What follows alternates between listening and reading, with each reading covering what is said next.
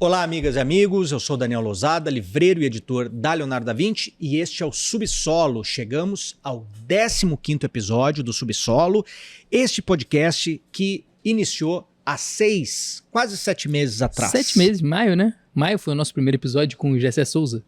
Maio com Gessé Souza, um podcast que se propõe a contribuir com o pensamento crítico, a trazer uma seleção de convidados que reflitam sobre os problemas brasileiros, sobre as questões importantes do nosso tempo, tanto no mundo quanto no Brasil, enfim, contribuir com o pensamento crítico. Acho, Leonardo, que até aqui conseguimos, né, tentamos, né, pelo menos, contribuir com esse esforço de reflexão sobre as questões brasileiras, sobre as questões tanto estruturais como no campo das ideias, desde maio, como você disse. Sim, eu acho que a gente trouxe muita gente boa para falar, acho que a gente teve conversas muito impactantes, que realmente, assim, surgiram, né, conexões, reflexões muito importantes para a gente pensar o nosso tempo a partir de um outro lugar, de uma outra perspectiva, que sempre foi o nosso objetivo, né, era pensar a partir do subsolo. A gente está aqui hoje, né, na Da Vinci, na livraria, a livraria está aberta, inclusive, né, estamos gravando hoje de manhã, a livraria está aberta, então se vocês ouvirem um barulho... Em pleno dezembro, é Natal. É Natal, época do Tio Ho. Do Tio Ho, ho, ho, ho. Ho Chi Minh? Ho Chi Minh. Então, temos livros do Tio Ho aqui. Tem livro do Tio Ho? Então já temos. Fica a dica aí, quem quiser comprar o presente de Natal, vai ter um Natal um pouco diferente, né? Um Papai Noel, um estilo assim mais oriental. E eu acho que assim, foi uma coisa que a gente conseguiu realmente dar foram muitos encontros bacanas a partir do subsolo, né? Desse mítico subsolo, como a gente sempre fala, né? Todo programa a gente fala do mítico subsolo da Da Vinci, porque a gente tem a ideia de que a gente está falando desse lugar, né? Sim. Desse lugar do subsolo, a partir, né, de um outro ponto de vista. E dezembro, como você disse, aqui estamos em pleno dezembro, numa manhã de dezembro, gravando antes do Natal, temos aqui clientes na nossa loja, o café funcionando, enfim, até sempre sinalizando, né, que a gente vai ter um nível de ruído um pouquinho maior, então eventualmente o telefone toca, vai passar uma pessoa aqui atrás para quem está vendo pelo YouTube, mas esse é o nosso papel, desde esse mítico subsolo. E não posso deixar nessa introdução, já vamos falar sobre o que vai tratar esse nosso episódio, né? Esse nosso último episódio agora que entra no ar, né? Agora no final de dezembro, melhor dizendo, que o nosso subsolo, que é uma cor que a gente utiliza aqui nas nossas marcas, o branco e o preto, que é a cor do Botafogo, né? Então vamos fazer uma pequena homenagem ao Botafogo, né? Eu diria mesmo que esse foi um ano glorioso. Sim, 2 títulos, né? Campeão brasileiro e campeão da América. Acho que é finalmente a justiça sendo feita. As coisas estão começando a mudar no Brasil. Então, quando o Botafogo vai bem, o Brasil vai bem. Aliás, isso é uma coisa que quem estiver interessado em ir atrás disso, procurar essa correlação, você vai encontrar. Quando o Brasil vai bem, o Botafogo vai bem. Quando o Brasil começa a ir mal, o Botafogo vai mal também.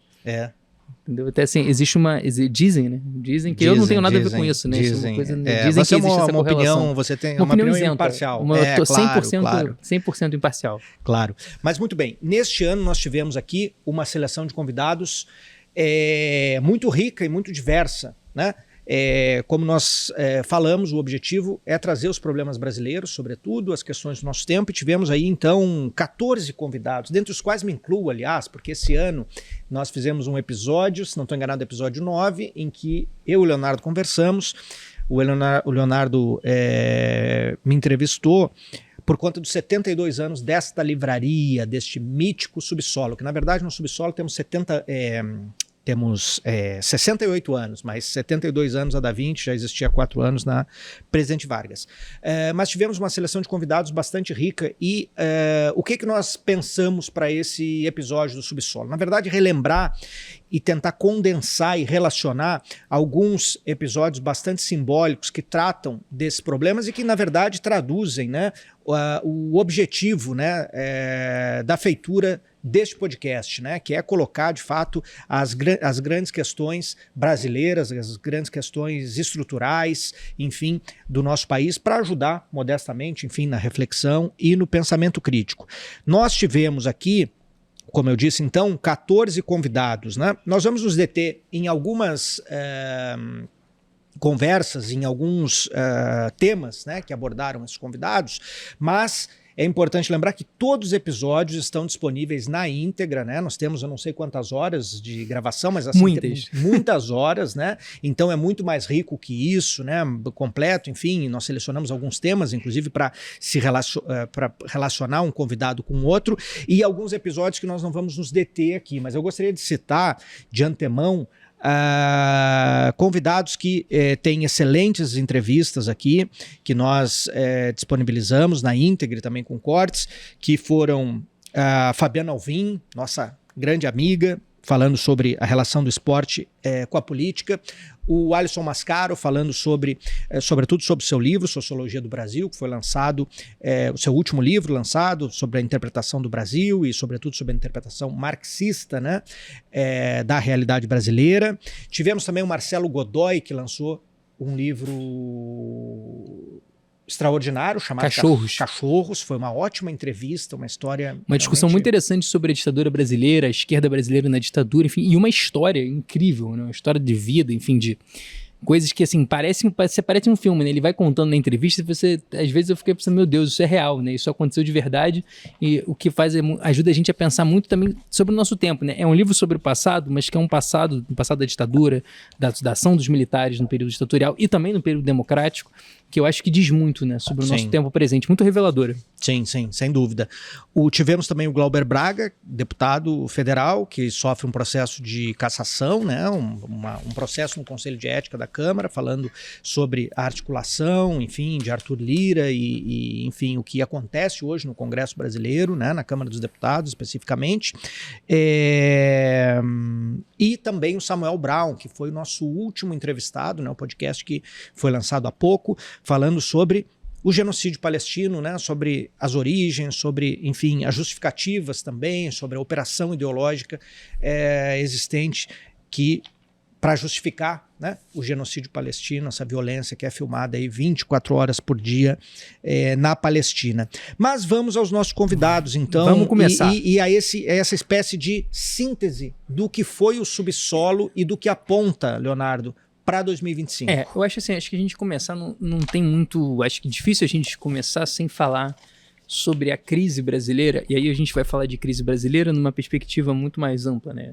São múltiplas crises, né? O Brasil vive uma crise política, tem crises econômicas, apesar da melhora recente dos índices econômicos, é difícil você não visualizar, se você aumentar, botar numa duração mais longa, que, né, desde talvez 2014, 2015, Sim. A gente vive um momento assim, né? Nosso período de recessão foi maior do que o nosso período de crescimento, enfim, um aumento da desigualdade, né? A gente tem 2 anos de um governo Lula que também enfrenta muitos problemas ao tentar reeditar um pacto, né? O Lula retorna tentando reeditar um pacto da sua primeira passagem pela presidência, só que agora num cenário muito mais adverso. A gente está falando de um cenário que o Congresso tem uma força muito maior do que tinha na primeira passagem dele, o Banco Central autônomo, várias formas de travar realmente a ação do Estado, né? Chantagem, enfim, múltiplas coisas. Então, e eu acho que, para começar já a introduzir o nosso papo sobre a crise brasileira, eu acho que é interessante olhar exatamente essas questões dessa dificuldade de você colocar em marcha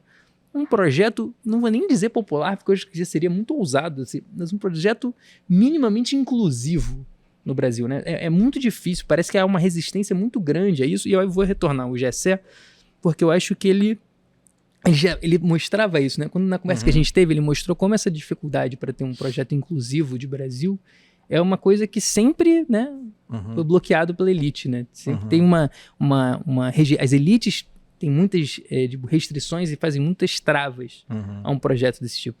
Muito, muito. Eu acho que isso, enfim, é recorrente, né, como o Gessé aborda, e outros autores abordam, né, mas como o Gessé falou na entrevista dele, na história brasileira, né, então uma trava a qualquer avanço ou concessão, a não ser em determinados períodos, enfim, períodos em que, de alguma forma, todo mundo ganha, claro que alguns sempre ganham mais que outros, mas como foi aí nos dois governos Lula, sobretudo a partir do segundo mandato e no início do mandato da Dilma, que isso foi bem abordado aqui tanto pelo Gessé quanto pela Juliane Furno também, né, do ponto de vista da política econômica. Sem dúvida isso é algo muito marcante. A gente assiste nesse momento, de fato, travamento, né, bastante intenso, né, não diria completo, mas assim, bastante intenso do governo federal, né, da capacidade dele de distribuir. Hoje a gente tem um Estado muito menor, né, do que no período Lula, quer dizer, muitas empresas foram privatizadas, o orçamento foi sequestrado, né, o orçamento hoje sob comando do Centrão, do Arthur Lira, enfim, desse pacto, né, que existe. O Banco Central, como você falou, né, acaba de subir novamente a taxa de juros, né? E você tem que é algo recorrente também na história do Brasil, né? A gente acabou de lançar um livro aqui sobre o apoio da Folha, né? Do Grupo Folha à ditadura. Você tem um bloco, né, de opinião, né, das grandes empresas de comunicação que não tem nenhuma espécie de dissidência, na mínima dissidência, né? Então você tem esse discurso do mercado vocalizado e espalhado, enfim, divulgado, propalado, como se fosse uma verdade incontestável, né? E nos últimos dias a gente tem ouvido muito isso, né? Com relação ao pacote, né? Com relação ao imposto de renda para quem ganha a isenção, né? Para quem ganha até R$5.000. Da voz do mercado, que o mercado pensa, né? Afinal, o que é o mercado? Né? O mercado é o grande capital, né? O mercado são os bilionários, se a gente puder personalizar isso, né? É isso o mercado, sim, né? O mercado não é a maioria da população, o bem-estar da população. Disso, né? A gente está falando de um grupo numericamente muito pequeno de pessoas, né? Acho que isso é muito importante. E eu acho que tem uma coisa que o Gessé falou no papo com a gente que eu acho que é muito interessante da gente pensar, que é o seguinte: quando você vê a voz do mercado e o mercado falando sobre isso, primeiro que ninguém fala em corrupção. Se existe informação privilegiada, o presidente do Banco Central vai em jantar em Nova York com um banqueiro e tem com reuniões a portas fechadas, isso aí não tem corrupção. Essa relação entre o público e o privado, isso aí não é ninguém. A palavra corrupção, que é uma palavra tão usada para criminalizar a atividade política no Brasil, para criminalizar a participação popular, né?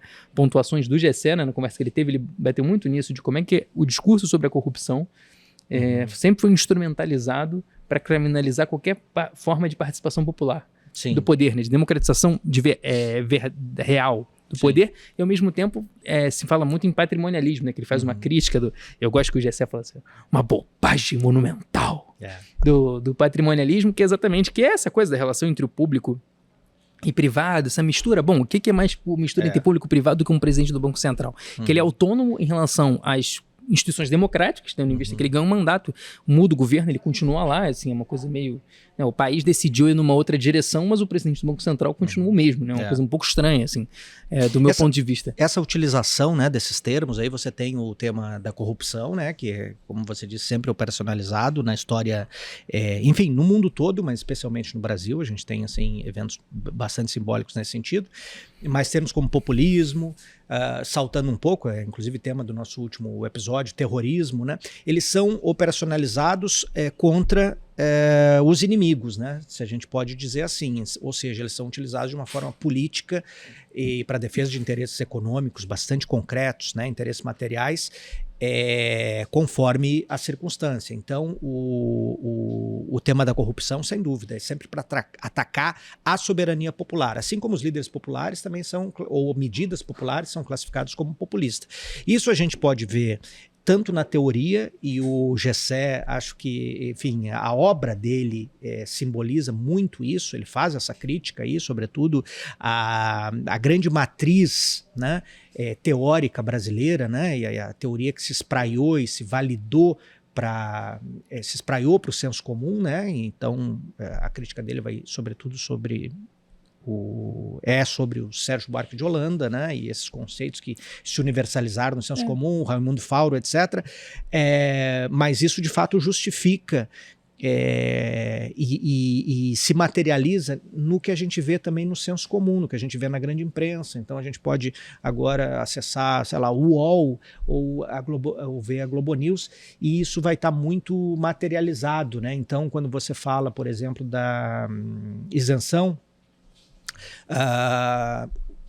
ou sobre qualquer outra medida minimamente redistributiva, ou para diminuir, ou para, enfim, balancear um pouquinho a conta, pouca coisa, né? Porque não vai mudar nada estruturalmente. São medidas de compensação, é importante dizer isso, não são medidas minimamente reformistas, né? Nem reformistas, mas, enfim, medidas mínimas. Todo esse arsenal teórico, inclusive, né, de populismo, de corrupção, de patrimonialismo, de privilégios, né, etc., como se isso fosse o problema, né, é convocado na batalha ideológica. Não, com certeza. E eu acho que tem uma questão que, né, eu acho que o Gessé também aborda sobre isso, que a base escravocrata da nossa elite, né, uma elite que tem raízes escravocratas, inclusive genealógicas, no sentido de familiares, né, assim, criados, né, recentemente, inclusive a agência pública publicou uma longa investigação sobre os antepassados dos políticos brasileiros e pessoas importantes que eram proprietários de escravos, uma grande investigação sobre isso, muito interessante, inclusive recomendo para quem tiver interesse em ver, que assim, né, a escravidão ela está na base da constituição dessa elite e que faz com que qualquer iniciativa que tente, né, minimamente atacar o problema da desigualdade, que é brutal no Brasil. O país tem uma concentração de renda assim, monumental, né, que assim, o pagamento de juros da dívida é o maior programa de transferência de renda do mundo, só que é do Estado para os ricos, não é para os pobres. Sim. Mas assim, né, o Brasil paga uma quantidade de juros, uma coisa completamente desproporcional. Assim, que é difícil você pensar num país que seja minimamente funcional se o Estado, porque o Estado brasileiro arrecada muito, ele arrecada muito porque ele paga muitos juros, é para isso que ele arrecada, não é porque não tem dinheiro para fazer as coisas para o hospital, para a escola, para a universidade, mas na verdade é porque o dinheiro tem, só que ele é usado, ele é drenado pelo sistema da dívida pública, que é uma forma de dominação. Enfim, gente, isso é uma discussão, até a gente tem que inclusive trazer alguém aqui para fazer esse debate, que eu acho que está muito atual e muito importante nesse momento, mas eu acho que é interessante pensar como é que essa elite, ela, assim, digamos, em alguma medida, a sua mentalidade ainda é uma coisa escravocrata, porque qualquer mínima possibilidade de ascensão social, e quando a gente viveu isso em anos recentes, quando a gente teve uma experiência mínima de setores populares tendo uma ascensão social pela via do consumo, extremamente limitada, problemática, mas, enfim, uma ascensão, a gente não pode negar a realidade, isso já provocou uma reação muito violenta, sim. Inclusive uma crise, já passando um pouco do papo que a gente teve com a Juliane Furno, que está lá na origem das respostas à crise de 2015, porque na verdade você tem, sim, que na verdade aí, se vão chamar de uma crise do padrão de acumulação, porque na verdade você passa até um momento que o desemprego cai, assim, o poder de barganha dos trabalhadores aumenta, você tem ganhos reais do salário mínimo, aumenta a massa salarial, as pessoas entram no mercado de consumo, é um ciclo positivo. Para o capitalista isso tem um problema, né? Vai ter que pagar mais caro pela mão de obra, né? E aí isso começa a correr os lucros, e aí você tem um problema que nessa crise, né? O episódio da Juliane explicou isso de modo muito didático, assim, acho que quem tiver interesse, sim. Assim, é uma discussão que a economia muitas vezes é uma discussão meio complexa, meio técnica, mas ela foi muito, assim, muito clara, o livro dela, inclusive com o Pedro Rossi, que a gente comenta, né, tipo, na entrevista. Muito didático. Muito didático, e ajuda muito quem não é iniciado nesse assunto, né? Eu não sou nenhuma formação, mas ele é muito didático para entender. Você passa a ter uma crise, que é assim, a taxa de retorno do capital, ele tá caindo. E aí você precisa de medidas, né? O Estado entra para garantir a taxa de retorno do capital, não é para reduzir a desigualdade. Que na verdade no capitalismo em geral, né? Ou melhor, no neoliberalismo, a Juliana aponta isso também no episódio, no neoliberalismo o papel do Estado é garantir a taxa de retorno do capital. Assim, esse é o principal papel dele. Aí como você vai fazer, aí, enfim, aí já abre toda uma discussão sobre o próprio neoliberalismo. Exato. Voltando um pouquinho ao Gessé, eu acho que é central na obra dele, né, a permanência, né, da escravidão, né, quer dizer, não apenas como herança, né, como uma herança distante, mas como prática cotidiana, né, da sociedade brasileira. Ele usa muito o termo elite, né, eu prefiro burguesia, mas como isso, na verdade, está absolutamente presente, né, nas nossas práticas sociais, né, e no funcionamento da sociedade brasileira, que é uma sociedade que deu certo, né, ela foi projetada para isso, para ser essa continuidade sem distribuição, extrativista, voltada para uma minoria, de uma burguesia associada com a burguesia do império, né. para onde é transferida a maior parte da riqueza, historicamente, de países periféricos como o Brasil, né? O que acontece até hoje, a gente não teve ainda, embora espasmos populares, que como foi colocado, foram, enfim, reprimidos, né? Com violência ou com golpes, enfim, de diversas formas. Mas essa é importante dizer, que eu acho no campo das ideias também, até porque o Gessé, 1 mês e meio depois, lançou um livro chamado Pobre de Direita, que é baseado numa pesquisa que ele fez, com 2 estratos, né, simbólicos, né, dessa massa que votou na extrema-direita, que se identifica e que passou, inclusive, a militar, tem uma postura ativa, né, dentro do bolsonarismo, né, que essa massa popular, né, que é o branco do Sul, né, pauperizado, enfim, mas com um orgulho de supostas raízes, né, se identificando com o branco europeu, supostamente superior, com uma postura supremacista, com preconceitos, enfim, tanto regionais quanto étnicos. E, por outro lado, o pobre evangélico, já negro ou pardo, enfim, que através da socialização, né, das religiões, das igrejas evangélicas, se alinha também à extrema-direita, né? Muitas vezes através de dessa socialização, mas muitas vezes também através de um discurso de meritocracia, enfim, de empreendedorismo, etc. Então ele analisa isso, é um dos livros mais vendidos. Eu acho que ele foi um pouco mal compreendido em algum momento, mas é um livro interessante para a gente pensar, né, essa massa que sustenta o neofascismo, né? Que não Sim. é fascista, mas ela sustenta o neofascismo, assim, na sua grande maioria não é fascista, mas sustenta na grande maioria. Eu acho que eu queria, assim, aproveitar e pegar esse gancho que você falou, porque a gente tem uma coisa, o que a gente observa nesses grupos especificamente, que são os grupos estudados pelo Gessé, e eu acho muito interessante, porque o que a gente observa é como o neoliberalismo, enquanto uma racionalidade, enquanto uma forma de organização da sociedade, enquanto uma ideologia, aí pode dar várias nomenclaturas diferentes, ele conseguiu produzir um sentido da experiência concreta das pessoas. Assim, o efeito, assim, né, quando a gente fala do pobre de direita, que é um termo que inclusive gerou algum nível de crítica e tal, por conta desse uso, mas assim, o que essas pessoas têm, assim, elas conseguiram elaborar a sua própria experiência a partir de uma gramática, né? A partir de categorias oferecidas pelo neoliberalismo. Então elas passam a se ver disso como empreendedores, como no corre ali, como alguém que está vivendo, que assim, a pessoa vive a vida dela, né? Como essa guerra de todos contra todos, onde você não tem ajuda, você tá todo mundo está se virando, é a dinâmica do corre, é a dinâmica da viração, que todo mundo está tentando dar um jeito de sobreviver numa vida que cada vez mais dura, mais precária, mais pauperizada, né? Você não tem nenhum tipo de estabilidade, né? Todos os empregos, você não tem mais emprego CLT, você já não tem mais as formas de sociabilidade, né, clássicas também, como os comunitárias, elas também vão se desfazendo nesse momento que a gente está vivendo, uma aceleração tremenda da vida, tudo entra em crise, a escola está em crise, a igreja está em crise, o Estado está em crise, a crise para todos os lados. E aí o neoliberalismo, ele oferece ele dá um sentido a experiência concreta das pessoas, o que é um horror, porque na verdade ele quase cria uma justificação para elas continuarem onde elas estão. Na verdade, acho que isso é muito problemático, acho que tanto a Juliane fala isso, mas aí queria já introduzir, inclusive, saudar aqui, que acabou de chegar aqui no nosso, na livraria, o Casara, que foi o nosso... O Casara chegou? Casara chegou, que tá aí no nosso... que a gente vai... Chegou na hora que a gente ia começar a falar dele. Vamos falar dele. E aí que acho que o Casara trabalha isso muito bem no livro dele, né? Mas eu gostaria de fazer... Mas acho que só para terminar, que eu acho que assim, é como a narrativa sobre a crise, sobre a experiência das pessoas e sobre como a gente vai sair disso, de fato foi dominado por essa visão. E assim, isso serve para economia, sim, serve tanto para macroeconomia, para discussões entre os economistas, programas de TV, mas serve também para as pessoas, os sujeitos que o Gessé escuta na pesquisa dele. Eu acho que a gente vai falar isso bastante aí quando a gente falar do Casara, logo em seguida. Essa diz respeito a essa subjetivação, né, que é triunfante, né, subjetivação liberal e sem dúvida aguçada, né, com a agenda neoliberal.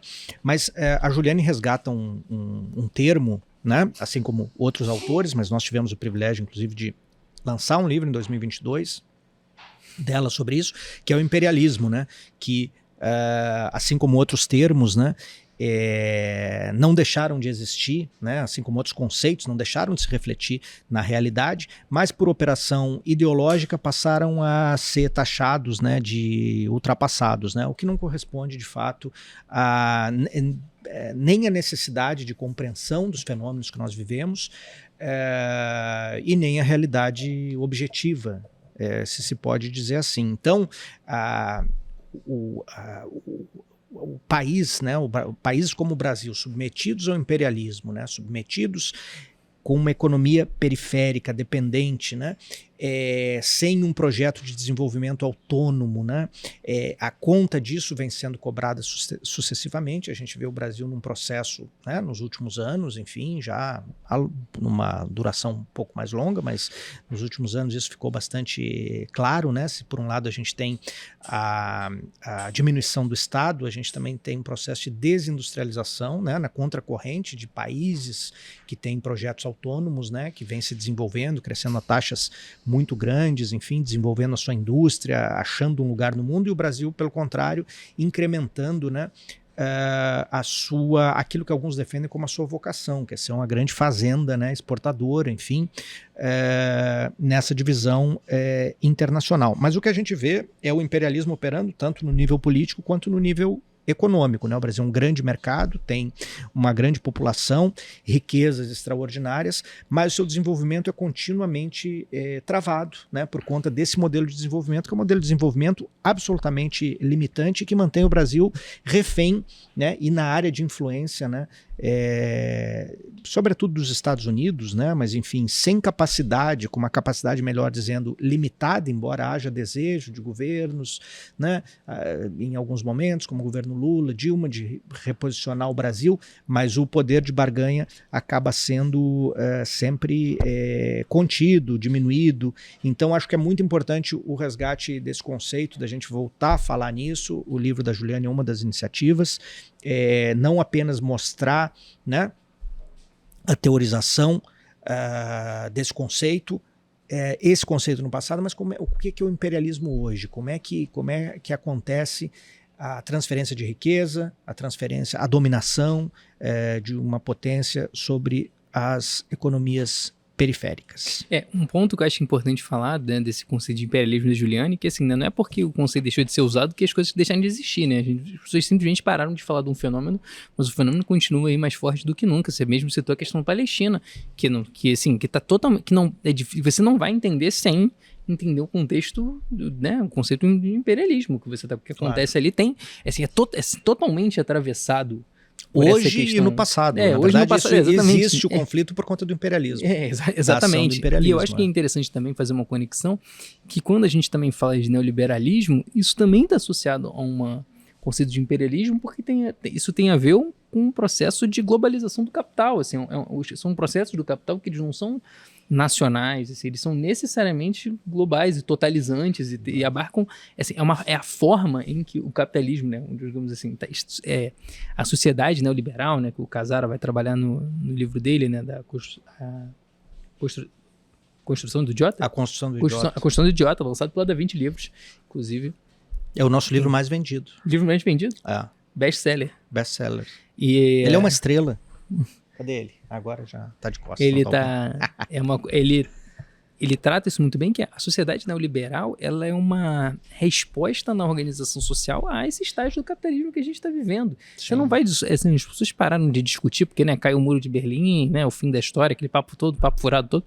E aí, mas assim, se entender como é que a gente chegou até aqui, nessas múltiplas crises ecológica, econômica, social, política, etc., sem entender de que, assim, essas coisas são todas ligadas. Assim, um pouco do nosso esforço aqui é também juntando essas pontas que, né, eu tenho certeza que quem acompanha os nossos episódios já percebe como é que os assuntos vão entrando. A gente está aqui só dando um reforço, claro, e oferecendo, em alguma medida, um mapa, né, para quem quiser adentrar nesse... E eu acho que a primeira direção, assim, da nossa bússola, né, quando a gente está perdido, não aceitar quando dizem que determinados conceitos, enfim, não valem mais. Eu acho isso uma fórmula bastante boa. Assim como o Brizola tinha a fórmula de dizer, se você está indeciso sobre uma questão, é só ver onde está a Globo, e aí você vai para o outro lado. Eu acho que, por exemplo, quando dizem que algo não existe, que está ultrapassado, que isso é superado, etc., aí é que o negócio existe. Então, o que se aplica, né? Inclusive nesse progressismo difuso, liberal, né? Que é, por exemplo, esquerda e direita, que é o neoliberalismo, né? Imperialismo. Então, se há necessidade de dizer que não existe, é porque ele está vigora bastante. Agora, sobre o Casar, eu acho isso, na esfera individual também, muito marcante, né? O livro chama Construção do Idiota, o processo de idiosubjetivação. O que é esse processo de idiosubjetivação, né? Você tem, de fato, uma revolução, né? Uma revolução cultural, né? Aliás, é outro livro nosso, né? Em outro momento, né? Mas tem uma relação bastante notável, né? Com o que o neoliberalismo opera em outro contexto, que aconteceu no período do nazismo, né?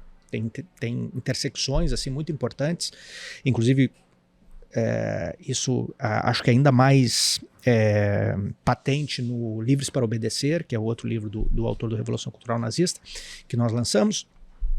Mas essa revolução cultural se opera na esfera do indivíduo, na esfera da sua subjetividade, né? Então você tem uma desagregação social, né? Você tem uma desagregação social por conta dessa reconstrução da personalidade do indivíduo, ou seja, baseado no quê? Na lógica da empresa. Então, é uma lógica empresarial, é uma lógica concorrencial, ou seja, é uma lógica de todos contra todos, né? E aí vem a meritocracia, e a gente viu agora nas eleições brasileiras, né? Isso ficou foi muito discutido, né? Por conta de alguma surpresa, né? Da votação, por exemplo, na eleição de São Paulo, maior cidade do país, né? Mais rica, enfim, da votação que o Pablo Marçal teve nas periferias, né? Com um discurso justamente nessa linha, né? De ódio, mas ao mesmo tempo de elogio máximo a esse indivíduo e esse indivíduo concorrente, né? Que está contra todos em busca de uma riqueza, de uma ascensão social como única via, não tem outra alternativa. Contra tudo que é social, como aliás é a premissa, né? Do neoliberalismo, como é a premissa da Thatcher, da sua famosa frase. Sim. Então essa reconstrução da subjetividade é algo muito, ou seja, tirar o horizonte, tirar o sonho, tirar a utopia, tirar, sobretudo, os projetos coletivos do horizonte. Sim, porque inclusive, né, acho que é legal para quem não viu a entrevista com o Casara, quando ele retoma o sentido original da palavra idiota, no sentido grego, que era o indivíduo fechado em si mesmo, que era incapaz, alheio ao coletivo, incapaz de reconhecer o bem comum. Então, assim, é exatamente isso, né? Assim, ele tá, por isso que ele fala processo de subjetivação, porque é exatamente isso. O sujeito passa a ser, o indivíduo fica fechado em si mesmo, ele é incapaz de articular um projeto coletivo, na verdade, isso passa a ser demonizado, inclusive assim como pensamento crítico. E eu acho que é muito interessante porque é um ponto onde você tem um encontro entre essa ideia, né, da idiosubjetivação. Você tem esse encontro e quando se fala em demonização do pensamento crítico, eu lembrei do João César Castro Rocha, né, professor João César, que veio aqui e que foi a nossa entrevista de maior audiência. Maior audiência, não. O professor João César é um fenômeno, né? Um fenômeno. Aliás, vamos fazer outro podcast com ele. Estamos marcando isso aí.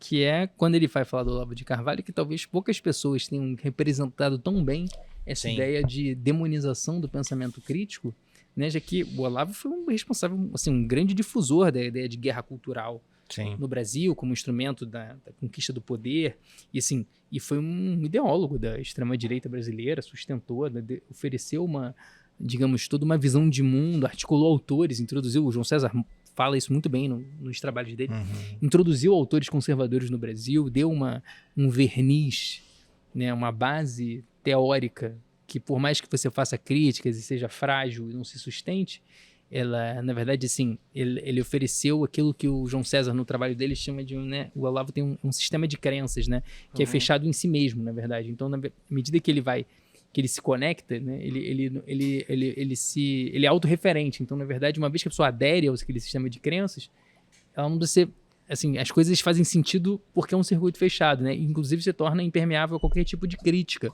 E aí talvez assim a gente entenda também essa demonização do pensamento crítico. Mas assim, você tem que ver como é que essa articulação, né? Porque não é assim, um dia chegaram e resolveram transformar as pessoas em idiotas, incapazes, né? Esse é um processo de construção ideológica, um processo que ele vai sendo dia a dia, né, ano a ano, década a década, né, se a gente está falando da Thatcher, processos que remetem ao final dos anos 70, né, a gente já está em 2024, a gente já tem uns 50 anos aí para entender esse... Remete, na verdade, à década de 20, né, mas que ficou incubado e ressurgiu com toda a força, né, de uma forma muito marginalizada, mas que ressurgiu na década de 70, né, já no final dos anos 60, enfim, mas no nível do Estado, né, na década de 70. E eu acho interessante porque quando você fala, por exemplo, da coisa foi retomando uma coisa do Olavo, que é uma coisa que o João César fala, que você pensa no idiota, né, como o Casara definiu, né, o cara alheio ao coletivo, fechado em si mesmo.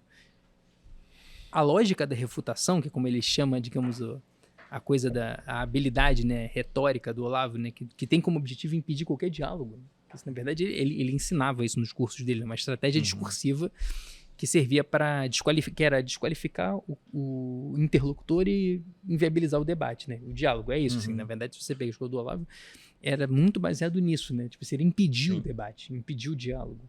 Isso está totalmente casado, assim, é totalmente coerente com o sujeito o sujeito idiota, né? Porque no sentido que ele não consegue sair de si, mas na verdade, ao mesmo tempo que ele não consegue sair de si pelo pensamento, a crítica, a articulação de um projeto, ele adere a um sistema de crenças que oferece ali uma explicação do mundo e que rejeita qualquer crítica de fora, né? Então você vai vendo como é que as coisas vão, as peças desse quebra-cabeça, para a gente entender como é que a gente chegou no Brasil de 2024, elas vão se juntando. E eu acho que um mérito tanto do livro do Casara e mais diretamente aqui do João César, o João César no último livro dele abordou isso, mas na entrevista ele deixou bastante claro, a necessidade de se estudar, né, o pensamento do Olavo de Carvalho, né, não tratar dessa forma apenas jocosa, enfim, embora todos os absurdos e o conteúdo, né, anti-humanista, digamos assim, o conteúdo, enfim,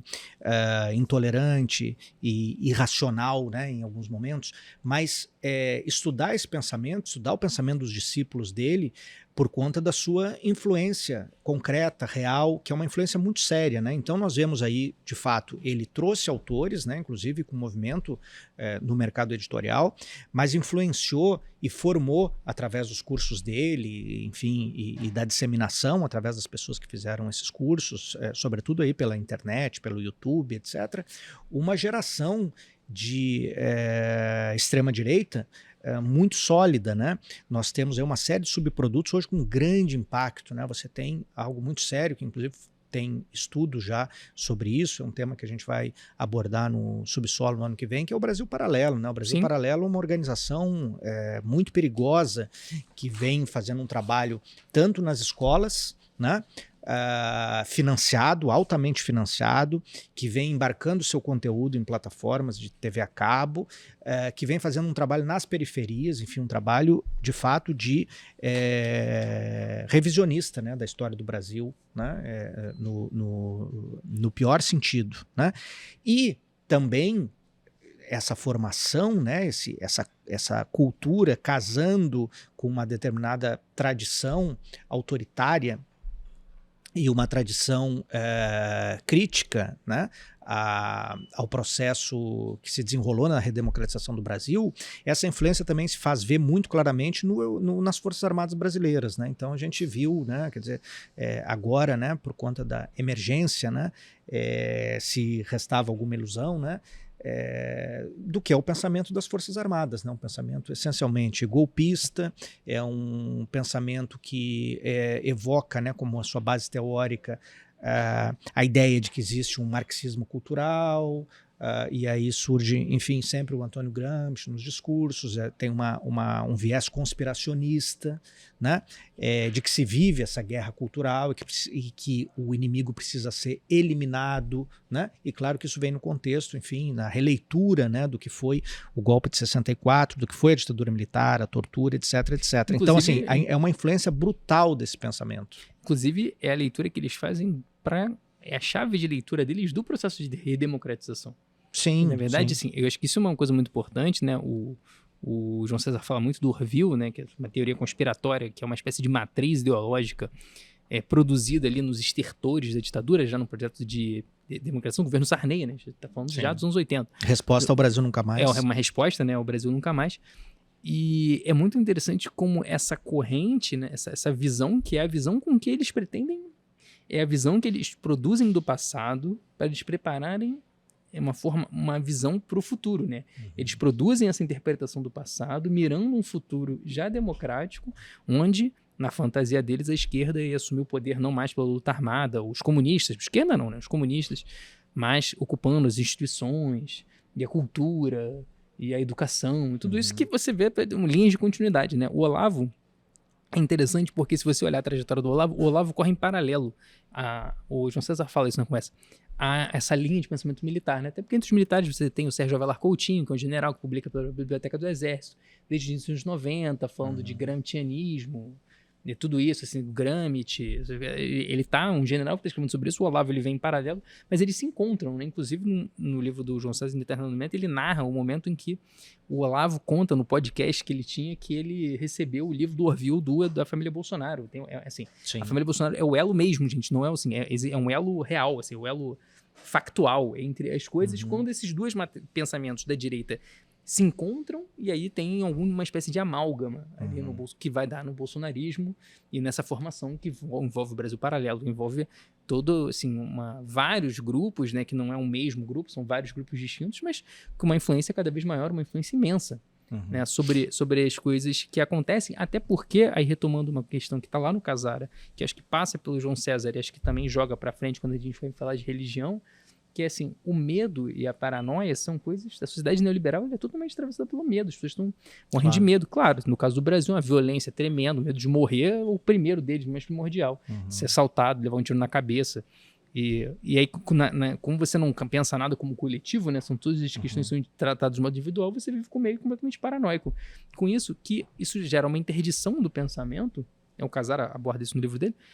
você gera uma espécie de interdição do pensamento e você procura explicações simplistas, que é isso que eles vão oferecer, que na verdade que essas matrizes da extrema-direita brasileira, o que elas oferecem são soluções muito simples para questões que são profundamente complexas. A gente está aqui há 15 episódios e não conseguiu chegar nem na assim, né? Estamos chegando ali na superfície de problemas que tem muita gente boa se debruçando aí há mais de 100 anos. E o medo sempre, é importante dizer, ele produz muitas mercadorias, né? Então você tem uma indústria de mercadorias relacionada com, enfim, tudo praticamente na sociedade capitalista, ou tudo, para ser mais preciso. Mas essa operação ideológica tem uma frente fundamental, né, no Brasil, nos países da América Latina, no Brasil e em outros países do mundo, através da religião, né? E nós lançamos agora, chegou nesse mês de dezembro, o nosso livro, Partido da Fé Capitalista, do Rodrigo Saneto, que nós entrevistamos, né, no episódio número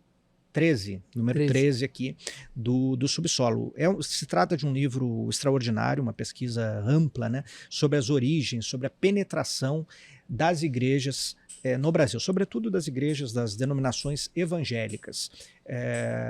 Tem um capítulo também, uma parte, enfim, de organizações, sobretudo da Renovação Carismática Católica e de outras igrejas que não são cristãs, inclusive, mas o foco de fato são as igrejas evangélicas, e ele mostra como essas igrejas penetraram no Brasil sempre a partir dos Estados Unidos, da sua matriz estadunidense, e como elas serviram de suporte a golpes, a os projetos conservadores, aos governos conservadores, às agendas conservadoras. Isso, quando a gente fala conservador, a gente tem uma tendência, né, ou se tem uma tendência de pensar no campo dos costumes, ou, enfim, no campo comportamental, de algumas pautas. Mas o mérito, e ele evocou muita documentação, na verdade, o livro é só baseado em documentação oficial da CIA, do SNI, etc., de órgãos oficiais, tanto do Brasil quanto dos Estados Unidos. As igrejas operaram desde a base, sobretudo a partir dos anos 50, quando começa o grande fluxo, né, estão presentes no Brasil desde a década de 10, mas começa um grande fluxo de novas igrejas, de denominações dos Estados Unidos a partir dos anos 50, no contexto da Guerra Fria, então é uma operação ideológica, não se dá só no Brasil, se dá em vários países, mas aliada na defesa do quê? Do capital, de interesses materiais concretos, né? Isso já há livros nesse sentido, mas enfim, fica mais claro quando a gente tem a formação da bancada evangélica, né? A partir de 86, embora houvesse deputados evangélicos antes, quando em todas as votações de interesse do capital, a bancada evangélica vota praticamente em bloco, com uma outra exceção, mas assim, praticamente em bloco, a favor dos interesses do capital e contra os trabalhadores, contra a sua base social, que ela trata de disciplinar e de explorar economicamente, né? Então acho que é um livro essencial para a gente pensar também essa operação ideológica de dominação que acontece no Brasil e que se aguçou nas últimas décadas. Eu acho que isso é muito interessante. Eu falei isso no episódio com o Rodrigo, que assim, eu acho que o livro dele, ele acaba com qualquer ideia de um espontaneísmo que possa existir. Como se os fenômenos sociais eles fossem obras do acaso, as coisas não acontecessem porque existem processos e agentes e sujeitos construindo ativamente, através de políticas e muito dinheiro, construindo essas hegemonias e esses avanços. Assim, não é um projeto imperial. Sim. E aí eu acho que é interessante porque quando, principalmente, a gente teve um contexto de eleição municipal, e aí fica aquele negócio de temos que ouvir os evangélicos, temos que... Sim. Não, claro, óbvio, eles são um grupo social importante, como vários outros, e não é uma coisa de fazer uma discriminação específica sobre isso, mas se você quer entender a natureza do fenômeno, é preciso entender de onde ele veio, assim, como é que isso aconteceu ao longo do tempo, como é que isso foi construído. Teve uma política que eu acho que é muito interessante porque é o casamento entre uma ação organizada, estruturada, com apoio estatal norte-americano, de penetração dessas denominações religiosas, que todas elas, né, que ele mostra no livro, têm origem nas evangélicas, todas têm origem nos Estados Unidos, e mesmo no caso, quando ele cita o caso da Igreja Católica, também tem origem nos Estados Unidos. São movimentos, né, da renovação carismática que também tem origem nos Estados Unidos. Então, isso tem muito dinheiro envolvido na promoção, né, imperialista, né, desse avanço dessas leituras no Brasil, porque isso também encontra um terreno muito fértil, voltando lá na sociedade neoliberal, ele encontra um terreno muito fértil de pessoas que estão precisando, como é que eu posso dizer, vivendo nesse regime do medo, no individualismo, abandonadas pelo Estado, com seus laços, né, num processo de desagregação social fortíssima, e a igreja acaba oferecendo, assim, sendo o acolhimento, sendo o apoio, sendo às vezes a única tábua de salvação. O Gessé falou isso na entrevista, né, da pesquisa dele por pobre de direita, em que ele falou, você conversa sobre a vida das pessoas, assim, é uma sequência de violências assim, brutais, e o único lugar onde elas têm algum tipo de apoio e acolhimento é dentro da igreja. Você vai também, não dá pra chegar agora e criminalizar e dizer que a igreja é um horror, mas assim, né, no caso a gente tá falando da vida concreta das pessoas, as pessoas estão tentando sobreviver a uma vida que é muito difícil, né? Mas o nosso papel aqui é pensar estruturalmente, né? Pensar, assim, o fenômeno não é o questionamento, não é o questionamento, evidentemente, ou enfim, qualquer espécie de grande problematização, né? Não é o objetivo da questão da fé, né? Isso é a dimensão individual, mas a religião como instrumento político, né? E especificamente como instrumento político, ideológico, de defesa do capital, né? Isso é algo bastante objetivo. Então, se a gente pega a ação das igrejas e da liderança evangélica, em bloco, praticamente sem nenhuma exceção, ela é toda em defesa dos interesses do capital, do grande capital e dos Estados Unidos. Então, isso é um movimento, como você disse, financiado, articulado, pensado no tempo, pensado de forma estratégica para atuar em diferentes segmentos, a partir da periferia das grandes cidades, a partir dos anos 60, para atuar também na Amazônia, sobretudo, com relação aos indígenas, né? Na extração de recursos naturais, enfim, você tem uma ampla articulação dessas igrejas, desse projeto da Guerra Fria, que é muito explícita, né? E acho que assim é incontestável, né? E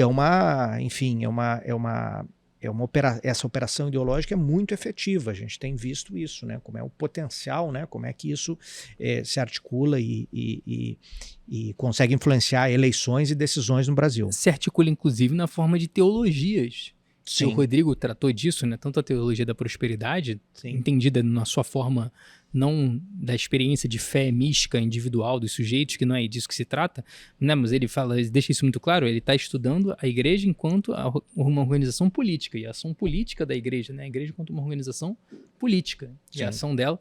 E você olha, ela se produz teologias que estão muito conectadas com esse tempo, né, com o neoliberalismo, e também agora, como a gente observa, né, o João César trata disso também, né, tem tratado disso em textos recentes, quando ele fala da teologia do domínio como um projeto de poder no Brasil, né, que você tem vários, o Nicolas Ferreira, enfim, pastores muito midiáticos atrelados a isso. Né? O que é a teologia do domínio, assim, para quem não está familiarizado? É um plano de poder articulado a partir dos Estados Unidos, você também, mais uma vez, tem uma matriz norte-americana, com o objetivo de subordinar o Estado à religião a partir de uma leitura muito deturpada, enfim, literal, dos textos bíblicos que, enfim, não fazem o menor sentido, mas é uma interpretação fundamentalista. Acho que é o melhor termo de usar. As igrejas que vieram são todas fundamentalistas. Fazem uma interpretação fundamentalista do Antigo Testamento, que não chega nem no Novo, né? Porque Jesus já deve ser muito democrático. Não tem mais o Jesus sumiu. Ele funciona só retoricamente, mas o Jesus, enfim, bíblico acaba não aparecendo. E aí eu acho que é muito interessante que assim, o João César trata disso e mostra como é que você tem essa articulação, né? Porque isso é um projeto político, não se trata simplesmente de uma dimensão religiosa, individual, da fé, da experiência de cada um. Se trata de uma organização que é uma igreja, não é um partido, mas cuja organização atravessa os partidos e atravessa a cena política, e você fica nesse lugar que é difícil de você, inclusive, lidar, porque, assim, é óbvio que ninguém vai defender que não pode, né? É difícil você defender de que a pessoa não pode professar a sua fé individualmente, assim, isso é um debate que, assim, não faz sentido. Por outro lado, você tem instituições, organizações que atuam de modo político, não sendo partidos políticos, mas atravessam os partidos na cena política e desenham, né, um plano de poder. Então, é bastante delicado. Eu acho que, se eu posso fazer um autoelogio aqui, o nosso podcast, é que a gente chama as coisas pelo nome, né? Então a gente não se nega, enfim, a debater, a colocar, tanto os nossos convidados, a gente teve uma feliz seleção, mas também nas nossas conversas aqui.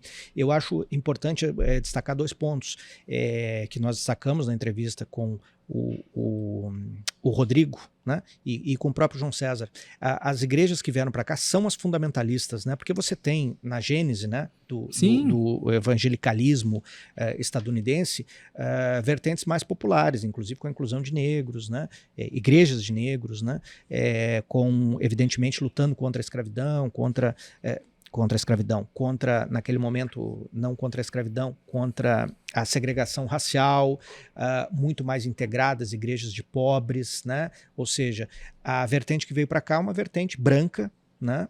E fundamentalista, né? E associada às pautas mais reacionárias e mais conservadoras. Isso é bastante simbólico. Então não veio para cá nenhuma espécie de vertente social, digamos assim, né? Agora, quando eu digo que chamamos as coisas pelo nome, é importante dizer, e evocando também o nosso último episódio aqui com o Samuel Brown, é que assim como não pode se confundir sionismo com judaísmo, não se pode confundir também a fé, a crença e, enfim, todos os sentimentos ou, enfim, legítimos, né, que cada indivíduo pode ter com instituições, né, com essas igrejas, né,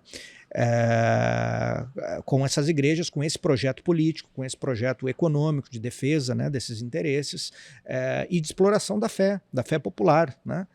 Inclusive tem alguns espasmos, né, na própria estrutura da ditadura, né, na documentação que surge, né, no caso do livro do Rodrigo, de processos ou de menções, pelo menos, a essa exploração clara que se fazia da fé popular, né, nos anos 60, nos anos 70, né, quando ainda estava surgindo, se consolidando, era um pouco estranho, né, para alguns agentes, para algumas instituições, mas se fazia isso de modo deliberado. Então, a fé individual, a crença, isso não pode ser confundido, né?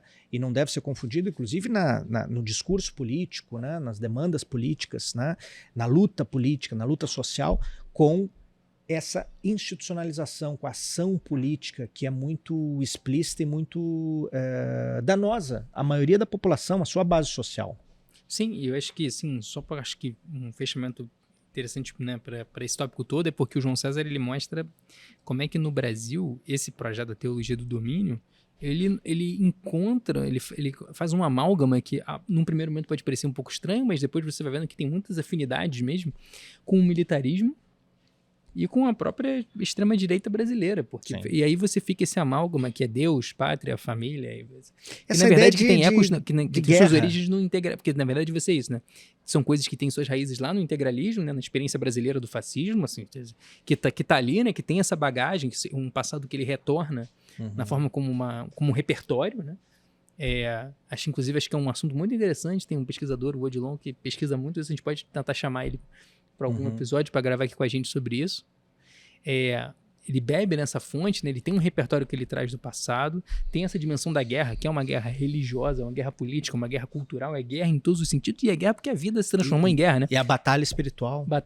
Porque essa gramática da guerra atravessa tudo, então isso casa muito bem com o militarismo numa sociedade que, ao mesmo tempo, você vive num estado de barbárie permanente, onde a vida mesmo cotidiana ela é vivida como uma espécie de guerra pela sobrevivência, do trabalho precário, do medo da violência urbana, enfim. É a religião do neoliberalismo. Né? Então, assim, essa consonância, né, desses diversos elementos com o funcionamento do sistema econômico, né, o funcionamento do modelo econômico, melhor dizendo, e do sistema nessa sua fase, ela não enfim, não é uma coincidência. Né? Então, ela casa e ela é funcional, né, a reprodução desse sistema, porque você tem, no âmbito da economia, o seu correspondente no pensamento religioso. Né? E por isso que, enfim, se reproduz e tem apoio, financiamento, etc, etc. E já introduzindo o nosso último tópico aqui, dessa retrospectiva... Mas eu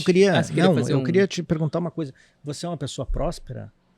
Você sou próspero? Você acredita na teologia da prosperidade? Não acredito na teologia da prosperidade. Não. Eu queria fazer um mini intervalo aqui para dizer que a nossa loja está aberta, a nossa livraria está aberta, mas dar um recado que nós não demos aqui no início, que esse podcast aqui é independente, nós fazemos ele com todo esforço, né, com todo esforço pessoal dentro das nossas atividades aqui, porque a gente acredita que o debate é necessário, é importante que vozes que não são tão conhecidas ou que, enfim, não têm tanto espaço se expressem, outras já mais conhecidas, mas que esses debates venham a público, enfim, e nós queremos dar a nossa contribuição nesse sentido, assim como damos aqui com a nossa agenda de eventos, com o catálogo da nossa editora. Mas dizer que, como esse projeto é independente, nós precisamos da contribuição ativa. Essa contribuição pode ser dada, claro, através do compartilhamento do nosso podcast, da curtida, pode ser dada, enfim, comentários. Comentem, importante. Comentem, toda espécie de, enfim, de comunicação relacionada ao nosso podcast é bem-vinda, nós agradecemos demais. Mas também a contribuição financeira, né? Porque a gente tem, enfim, é um podcast modesto aqui, mas temos os nossos equipamentos, temos aqui o nosso diretor, né? Então ele tem um custo, né? E tudo isso é feito com muito esforço, né? Além de outros custos relacionados, tudo isso é feito com muito esforço. Então, se você puder, se você conseguir, se você acredita nesse nosso projeto, que vai ter continuidade em 2025, nós estamos preparando aí muita coisa boa para 2025, uma agenda de convidados muito forte, né? Já temos alguns marcados aí para o mês de janeiro, né? Vai entrar na segunda quinzena, a gente vai ter uma pequena pausa, né? Considere nos apoiar, tá? Pode ser feito pelo Pix, que é o nosso e-mail subsolo@leonardodavinci.com.br, tá? Isso realmente é muito importante. Realmente é muito importante. É um pedido, se você tiver condições, não importa o valor, qualquer valor que você conseguir, vai nos ajudar bastante a manter com muita força, né? O nosso projeto. Sim, e aí, retomando onde a gente estava antes do intervalo comercial do nosso podcast, importantíssimo, aliás, porque de fato esse apoio faz toda a diferença para que a gente continue existindo, continue fazendo, né, essas conversas aqui. Eu acho muito interessante como é que essa questão do que a gente está falando sobre teologia do domínio, militarismo, extrema-direita, se casa totalmente, tem uma afinidade completa com o punitivismo. Que do ponto de vista que, né, o modo de compreensão da violência, da criminalidade, né, o Cassara como jurista, enfim, um cara que fala muito bem sobre isso. Também tem outros trabalhos pela Da Vinci também que abordam isso. Tem outros livros da Da Vinci. Tem do Juarez Tavares. Que também abordam essa questão do punitivismo, né? No nosso punitivismo, inclusive, que atinge inclusive a esquerda, né? Que a esquerda também... Muito. A esquerda está muito punitivista. Se tornou completamente punitivista. Que é essa ideia de botar... De você ser como solução, né? Da violência. Claro, né? Tipo, a desagregação social vai produzir o quê, né? A desigualdade produz o quê? Vai produzir violência, vai produzir... muitas situações limites para as pessoas, né? De fato, né? E numa sociedade que produz paranoia, que produz medo o tempo todo, você precisa o quê? Você vai criando essa figura dos monstros, que precisam ser presos, aí você quer prender todo mundo, prende todo mundo, aí o Brasil encarcera todo mundo há 15, 20 anos, não adianta nada, as coisas só continuam crescendo, parece que só piora. Inclusive, é uma coisa totalmente disfuncional, assim, é claramente disfuncional, né? Quando o Luiz Eduardo Soares veio aqui, por exemplo, ele fez uma crítica muito contundente, né, à guerra às drogas, ao encarceramento em massa. No episódio E, né, ele é um cara que foi secretário de Segurança Pública do Rio de Janeiro, secretário nacional de Segurança Pública no início do primeiro governo Lula. E ele mostra que assim, já deu errado, né? Um negócio que claramente já deu errado, mas continua, porque tem essa ideia de você criar esses bodes expiatórios, o criminoso como assim, o inumano, né? Você trata o criminoso que assim, porque é isso, né? Ele não sou eu, né? Eu não sou bandido, né? Eu sou trabalhador, né? Só que essas dualidades, né, que vão sendo construídas. E aí você passa a tratar assim, né, como qualquer coisa. Aí você pode até morrer. Uma coisa que eu acho muito simbólica, assim, sempre me incomodou. Eu senti isso, enfim, quando, pelo menos, enfim, eu acho que isso tem mais ou menos uma datação, mas eu senti isso quando eu mudei para São Paulo, no ano 2000, de chamarem de bandido, né, de usarem muito esse termo, né, esse discurso do bandido e tal, e programas policiais, etc. Para mim até então era marginal, né? Então tem uma diferença grande, né, entre bandido e marginal, né? Bandido me parece uma coisa intrínseca, né? O banditismo é incurável, né? Você não tem aquela maldade intrínseca e você precisa ser eliminado, né? Você não considera um ser humano e, evidentemente, tudo que está relacionado a isso, processo de ressocialização, etc, etc. Então, essa ideia do banditismo, tanto na entrevista do Luiz Eduardo Soares, quanto na do Daniel Irata, que foi o nosso episódio número 4, essa questão, acho que se entrelaçam muito bem, né? Nós abordamos a questão da violência policial, né? Como isso pode ser diminuído, mas sobretudo sobre a natureza da polícia, né? Como a gente disse lá no início, o Projeto Brasil deu certo, ele foi criado para ser isso, né? A ditadura reforçou isso, né? Essa militarização das polícias, essa estrutura hierárquica, os grupos de extermínio, essa cultura de fato absolutamente autoritária, e que cumpre a sua função, que também deu certo, que é o controle da pobreza e a eliminação dos indesejados, né? Então você tem, de fato, uma política de extermínio, sobretudo contra pobres, sobretudo contra negros, né?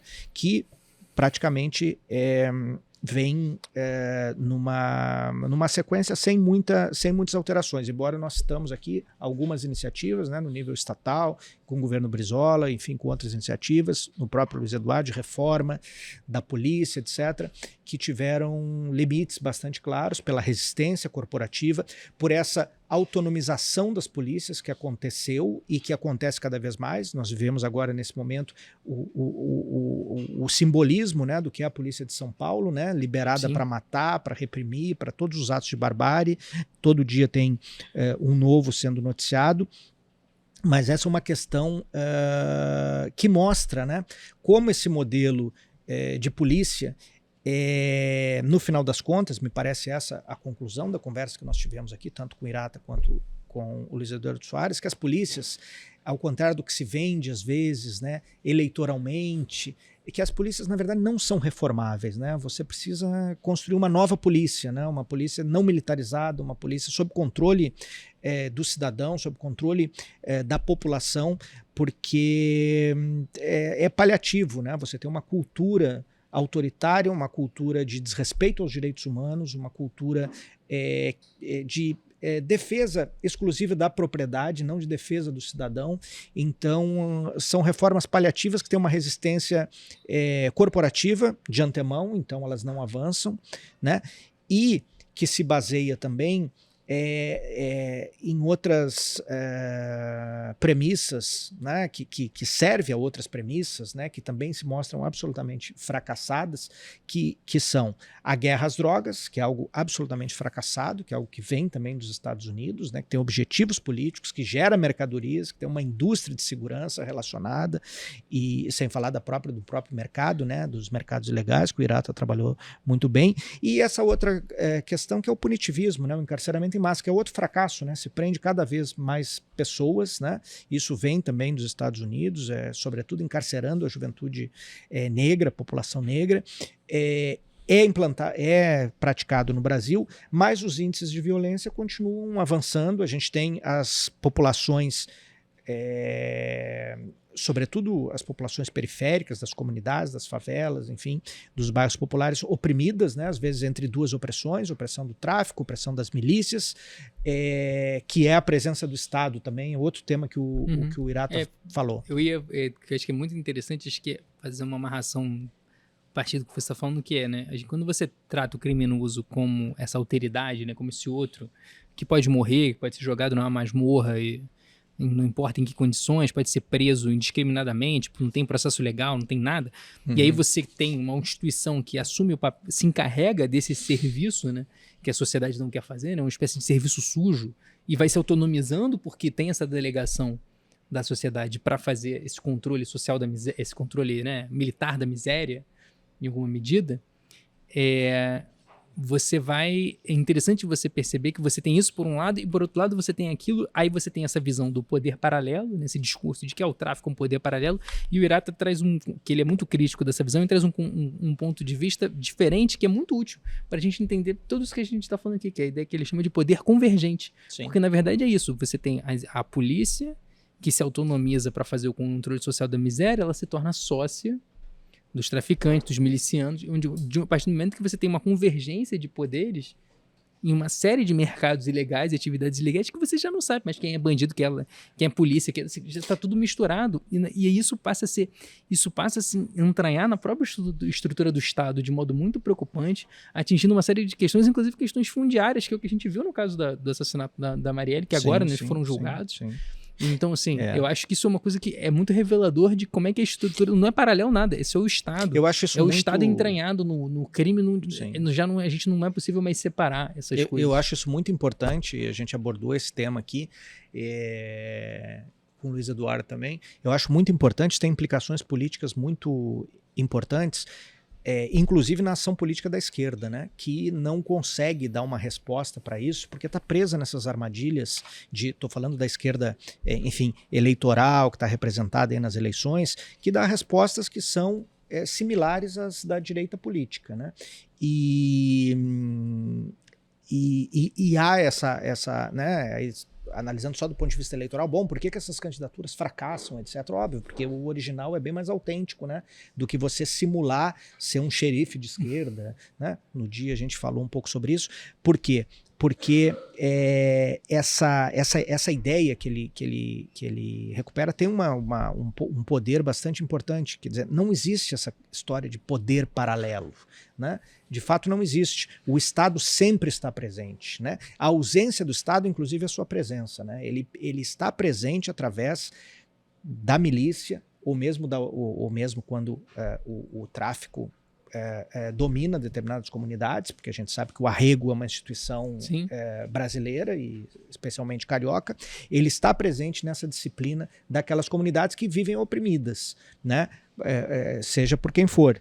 Então, essa ideia de reforma, e aí voltando à questão da polícia, são, do ponto de vista de um programa de esquerda, absolutamente paliativas, né? Por quê? Porque o diagnóstico está errado. Não é esse diagnóstico, né? Porque você não vai conseguir reprimir a milícia ou reprimir o tráfico, etc., e acabar com esse fenômeno, né? É algo muito mais amplo e muito mais profundo. Mas aí exige uma agenda política de fato radical e de esquerda, que é o que não existe hoje, né? Existe de modo retórico uma agenda de esquerda, mas ela se diferencia pouquíssimo da agenda da direita. Eu acho que, inclusive, acho que você já deu o gancho, que eu acho que, assim, né, quando a gente vai falar para onde a gente vai em 2025, né, acho que, assim... Vamos só citar que nós recebemos aqui também sim. a Marinette Silva e o Ibs Pereira para falar do julgamento. Na verdade, foi um dia antes do início do julgamento dos assassinos da Marielle Franco, foram condenados, foi uma condenação muito simbólica aqui perto, né? Aqui no centro do Rio, foi muito simbólica, e o Ibs também tem ex-comandante da Polícia Militar, né? É uma voz crítica, né? Com uma contribuição sempre bastante embasada e ponderada, né? Mas que faz essa crítica também, que tem um estudo, inclusive, sobre o período do governo Brizola, essa tentativa de reforma, mas, enfim, eles vieram aqui, nesse momento simbólico, para falar das implicações da relação, né, do caso Marielle, do simbolismo do caso Marielle, em relação a todo esse problema da segurança pública no Rio, né? Acho que foi um episódio também bastante marcante, bastante emocionante. Com certeza, muito emocionante. Foi realmente uma coisa muito, muito, muito honrado da gente. Fiquei muito honrado a gente receber a Dona Marinette, o Ibs aqui, para ter uma conversa que foi, assim, muito tocante, ao mesmo tempo muito política, como tem que ser, né? Politizar as questões. Eu acho que aí a gente passa por, né? Tava falando de 2025, né? Tipo, de olhar para frente. Às vezes o pessoal pode achar que a gente é meio baixo astral aqui no podcast, que assim, né, os assuntos pesados, a gente foi criticando, mas a verdade é que a Juliane Furno falou isso no episódio dela. Será que acham isso? Eu acho que as pessoas esperam a nossa crítica. Mas é que às vezes o negócio fica meio pesado. Fica. É que a gente tem muitos problemas, né? Exatamente. Questões candentes. Nós vivemos uma etapa... Mas o que eu ia colocar é que, assim, a Juliane falou isso, de que a gente precisa disputar o diagnóstico dos nossos problemas. Tudo que a gente está falando aqui são maneiras de reenquadrar as questões do nosso tempo, recolocar os problemas. Acho que isso é muito importante. E eu acho que, tentando jogar para o futuro, eu acho que é uma coisa que atravessa a fala de todos os convidados que a gente recebeu aqui nesse período, é assim, não vai existir nenhuma saída que não seja pela politização, pela discussão, pela politização dos problemas, pela politização, um posicionamento firme, você não abrir mão, assim, ter posições inegociáveis. Não é tudo que é negociável. Não, certas coisas não podem ser negociadas. Se você negocia tudo, você já não tem mais posição nenhuma. E você não tem assim, né? E eu acho que é preciso... tem que moderar, né? A coisa que mais se ouve que a esquerda tem que moderar, a esquerda tem que moderar, a esquerda tem que moderar. Na verdade, assim, vários dos nossos entrevistados apontaram no sentido contrário, né? Que a gente não tem que moderar nada. Na verdade, a gente precisa... E nós mesmos, para falar a verdade. Exatamente, assim. A gente tem que ter, na verdade, um programa mais claro, com pontos inegociáveis, de onde a gente consiga fazer um diagnóstico, quais são as nossas questões, porque a partir da gente conseguir produzir um consenso mínimo no diagnóstico, a gente vai conseguir olhar para frente, vai conseguir formular alternativas, construir de fato um outro mundo possível, né? Um negócio que ficou parece meio até fora de moda. Né? Fórum Social Mundial, era o slogan do Fórum Social Mundial. Eu acho que, plenamente de acordo com isso, enfim, eu acho que a tônica, né, dos nossos podcasts foi essa. Eu acho que, na verdade, parte do reconhecimento da derrota em vários campos, né? A esquerda foi derrotada, o pensamento crítico foi derrotado, e a gente tem o triunfo, enfim, da direita, do reacionarismo, né? Da intolerância, do ódio e do capital, né? Abarcando tudo isso. A gente, de fato, tem isso. Então, o primeiro passo é esse diagnóstico, né? A partir desse diagnóstico da derrota, a gente recuperar a radicalidade perdida, né? E a radicalidade não se confunde com esquerdismo ou com alguma postura intempestiva, mas a radicalidade do pensamento. É a partir do pensamento que a gente constrói ação, a partir do pensamento que a gente consegue articular, né, os desejos, né, para transformar em ação. E eu acho que a gente recuperar a história sempre, né? A gente recuperar também a leitura, né, que é fundamental. A gente muitas vezes fala ou aborda determinados temas ou encara determinados acontecimentos históricos ou acontecimentos do presente como se a gente não tivesse um acúmulo de forças, de experiências com acertos, importante, com acertos, porque às vezes só se lembra dos erros, né? Tem uma retórica derrotista, vitimista, que é bastante cômoda, né? E é importante, sim, reconhecer as derrotas, reconhecer os fracassos, reconhecer os planos que não vingaram e que deram muito errado, inclusive, mas reconhecer os acertos, reconhecer o acúmulo de forças. Isso pode parecer simples, mas é isso que não é praticado, né? Então, assim, é uma capitulação, né? A começar pelo que a gente fala, e eu falo especialmente aqui muito, a subjetivação liberal, né? A naturalização de determinados processos, determinadas ideias, como se aquilo fosse, enfim, por conta de uma vitória, que é uma vitória sim, mas circunstancial, fosse uma, enfim, a ausência de futuro. Chegamos ao fim da história, para citar um autor que você gosta bastante, né? Chegamos ao fim da história, enfim, não há alternativa, não há futuro, etc, etc. Para citar o Mark Fisher, né? Que a gente ia terminar um episódio sem citar o Mark Fisher pela primeira vez no 15º episódio, não era possível, né? Porque ficou mais fácil imaginar o fim do mundo do que o fim do capitalismo, né? Pronto, tá citado o Mark Fisher aqui, agora já pode encerrar o programa. Então acho que é isso, recuperar isso. Agora, a gente não recupera a não ser através de um esforço de conhecimento, de pensamento, de reflexão, né? Em todas as esferas, claro. Aqui é um podcast, a gente aborda as questões de uma forma enfim, adequada ao meio, né? Enfim, com entrevistas, com ideias, com recortes, mas etc. Mas eu acho que é um tijolinho muito importante nessa construção. Claro, é um tijolo, é parte desse esforço, mas a gente está numa livraria, enfim, a gente procura discutir livros e discutir a obra de autores, e discutir o patrimônio teórico, né? Enfim, o histórico teórico relacionado a essas questões, né? Então, tudo isso em conjunto, eu acho que nos dá uma boa perspectiva. Uma boa perspectiva de quê? Não de triunfos, né? Se eu posso dizer, de um determinado destino, mas de um bom caminho, né? Que é o caminho do pensamento, é o caminho da reflexão, né? Com certeza. Porque sem reflexão a gente vai simplesmente replicar, né? A partir das sensações, né? De uma leitura superficial da realidade, o que a crítica, né, os acontecimentos, etc., nunca indo às estruturas, né? Eu acho que em comum, os nossos entrevistados, né, o que nós procuramos aqui em comum, eles têm essa característica, né? E a gente procurou abordar isso. Com certeza. Essa busca dos fundamentos, né? Essa busca das estruturas. O que sustenta determinadas ideias, né, como a ideia religiosa, o que sustenta a ascensão da extrema-direita, o que sustenta enfim, a nossa configuração política, né, o jogo de forças que existe atualmente. Eu acho que é uma linha condutora. Eu acho que a gente está aqui produzindo acúmulo crítico, eu acho que a tarefa do nosso tempo, ela fundamental agora nesse momento é isso. A gente precisa acumular crítica de novo. Porque eu acho que é a partir daí que a gente vai conseguir produzir novos consensos, produzir novas visões e que isso se transforme em projetos coletivos e construções, eu acho. Então, eu acho que sim, é um pouco... o nosso papel aqui. Eu acho que fico muito feliz de chegar nesse final de 2024, né? 7 meses de subsolo no ar, assim, fazer esse voo panorâmico, assim, por tudo que a gente falou, os convidados que passaram aqui. Sim. É muito, muito, muito, realmente muito bacana e muito gratificante. Agradecer a todo mundo que apoiou a gente aí ao longo desse ano, que seja pelo Pix, seja compartilhando, curtindo, comentando, enfim, espalhou a palavra do subsolo por aí. Eu acho que isso é muito, muito bacana e muito fundamental para a gente conseguir seguir em frente, né? Dá muito ânimo também, porque a gente vê esse retorno assim, muito bacana de que as pessoas estão interessadas, que existe uma demanda de verdade por esse tipo de discussão, uma discussão mais aprofundada, que às vezes fica mais difícil, pode ser um pouco mais, talvez até hermético em alguns momentos, mas eu acho que a gente, é isso, né? A gente tem que desafiar o pensamento também, é só assim que a gente vai para frente. A gente precisa se desafiar e desafiar o pensamento e desafiar a crítica, enfim.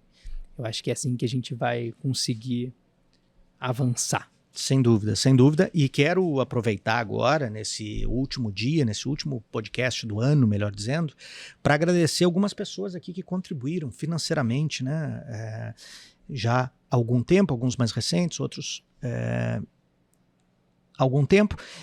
Citar os nomes: a Marister Rodrigues Pontes, o Gabriel Santana, o Ivan Santiago, Marenildes Pacheco, Quem mais? O Luiz Ramos, a Carmen Vasconcelos, o Luciano Lobo, Matheus Branco, Gabriel Rodrigues, Paulo Garcia, Mozart Salles, ou Mozart, Felipe Harrison, Luiz Marcondes, Natália Aparecida, a Yara Pagani, a Daniela Abreu Serra, a Marenildes de novo, obrigado Marenildes, o Mário Gonçalves Filho, o Antônio Fernando Vasconcelos, Rita Valadão, olha quanta gente. Quanta gente. A Wanda Costa, o José Gonçalves, a Kátia Surret, Kátia Fernanda Surret, Fábio Fonseca, José Blum, Flávio Silva, João Pedro Gontijo, Daniele Cavalcante, André Furtado Cavalcante, Fábio Scarabello, Lúcia Gonzalez, Renato Fontes, Juvencio Braga, Paulo Chaves, Ana Maria Lima, Ana Dubé, Ana Paula Alves Dubex, acho, não sei como é a pronúncia, Renato Miller, Mariângela Silva, Flávio Júnior, Heloísa Ramos, Elizabeth Pacheco, Mica Yamada, Antônio Drummond, Roseli Santos, Sônia Igliori, Regina Costa, José Ferreira, Antônio Vanderlei, Maria Furlaneto, Flávia Guilherme Santos, Cláudia Lopes, Wanda Costa, Astrid Hellman, Roberto Melo, Marcos Correa Gomes, Geni Weitzman, Tereza Cardoso, Maria Pereira, Nelton Silva e por aí vai. Muito Caramba. obrigado pelo apoio concreto de todas e todos que eu citei aqui. Desculpem a extensão. Quem ficou faltando também, né? Quem ficou faltando, eu já citei em episódios passados então outros tá. nomes, então acho que está mais ou menos todo mundo coberto aqui. Mas muito obrigado, independentemente do valor, tivemos valores diversos aqui, mas isso é super importante para nós aqui, porque de fato a gente faz aqui com todo o empenho, né, dentro das nossas limitações. Com certeza. Para nós também é um esforço de pensamento, um esforço de reflexão. A gente aprende muito aqui, aprendeu muito aqui. Espero que vocês gostem, espero que tenha sido útil, espero que a gente tenha colaborado aqui, porque para nós, pelo menos, foi bastante útil. Assim, foi muito prazeroso até. Eu diria mesmo, foi muito prazeroso, assim, prazer estar com você, com todos os nossos convidados nesse ano de 2024, e acho que vem muita coisa muito boa em 2025, então continuem, acompanhem, aguardem, que continuamos juntos em 2025. Vem muita coisa boa aí. Você tem, lembrando, o cupom Subsolo no site leonardodavinci.com.br. Na compra de qualquer livro, no fechamento da compra, no campo cupom é só digitar Subsolo e automaticamente você vai receber 10% de desconto. Agora nós vamos tirar uma pausa, nós vamos fazer cortes, né, dos últimos episódios, que nós não fizemos aí por uma questão de tempo, mas entrou no ar o último episódio, Samuel Brau, entra esse, e aí nós vamos fazer alguns cortes e vai entrar no decorrer de janeiro. Na segunda quinzena de janeiro, em alguma data a definir, entrará o próximo episódio de entrevista do Subsolo. Teremos uma média aí em 2025 de 2 ou até eventualmente 3, dependendo da oportunidade, né? 3 episódios. Quero agradecer a você aqui, demais, grande parceiro, grande amigo, pai pela segunda vez, não dormiu essa noite. Um grande ano. Junto com a Priscila. Quero agradecer o meu querido... Vem aqui na câmera para eu mostrar você. Vem aqui. Nosso querido parceiro, amigo, que nos aguenta aqui, que é o Marcelo Dias, esse grande nome do audiovisual mundial, fica aqui no meio da gente. Dá um oi pro pessoal lá. Dá um oi, Marcelo. Dá um oi. Marcelo aqui nos ajuda sempre aqui, né? Sempre com a nossa parceria. E esse ano foi muito importante para nós, né? E estamos aí, estamos até emocionados. Né? Tamo Valeu, junto. Obrigado. Tamo junto. Obrigado. Tamo junto, gente. Obrigado. Obrigado. Bom final de ano. Um excelente 2025 para vocês e a luta continua. A luta continua.